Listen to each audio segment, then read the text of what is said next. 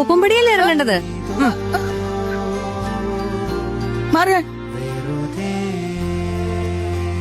സോപ്പും പടിയായാ?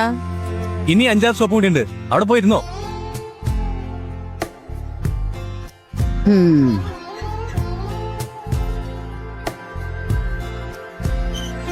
സോപ്പും പടിക്ക് ഇനി 5-6 സ്റ്റോപ്പ് ഉണ്ടെന്നാണല്ലോ പറഞ്ഞത്.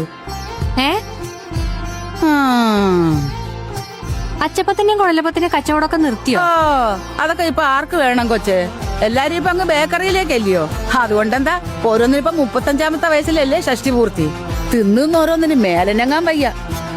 നിരുപമ രാജ്യവാണ് ഇന്നലെ പ്രസിഡന്റിനുമൊത്തുള്ള പ്രഭാത ഭക്ഷണത്തിന് തൊട്ടു മുൻപ് മോഹാലസ്യപ്പെട്ട് വീണത്.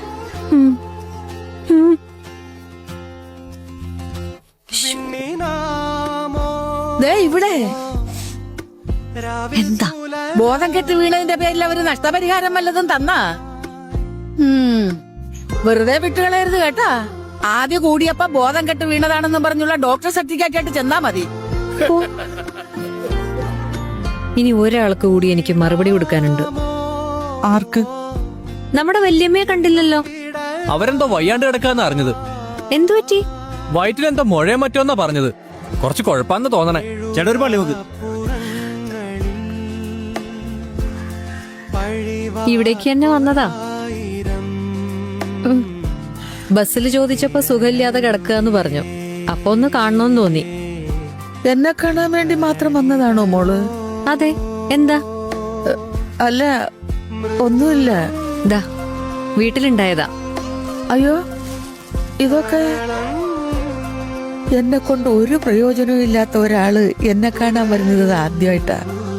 പിന്നെ പറയാനാണേലും പെൻഷന്റെ പാതി വാങ്ങിക്കാൻ വരുന്ന മരുമോളെ ഉള്ളു കേട്ടാ. ആശുപത്രിയിലൊക്കെ പോകുന്നത്?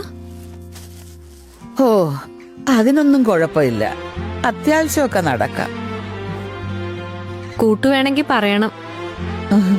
ആശുപത്രി പോകാൻ കൂട്ടുവേണ്ട. പക്ഷെ ഇടയ്ക്ക് ഇതുപോലെ വരാമെങ്കിൽ വല്ലപ്പോഴും മതി. വേറൊന്നിനുമല്ല. ആരെങ്കിലും ഒക്കെ ഉണ്ടെന്നൊരു തോന്നൽ വേണം മോളെ മനുഷ്യന്മാർക്ക്.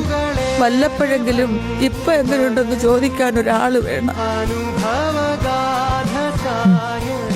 എല്ലാ ദിവസവും തമ്മി തമ്മി കാണുമെങ്കിലും അങ്ങോട്ടും ഇങ്ങോട്ടും നമ്മൾ പേര് പോലും ചോദിച്ചിട്ടില്ല.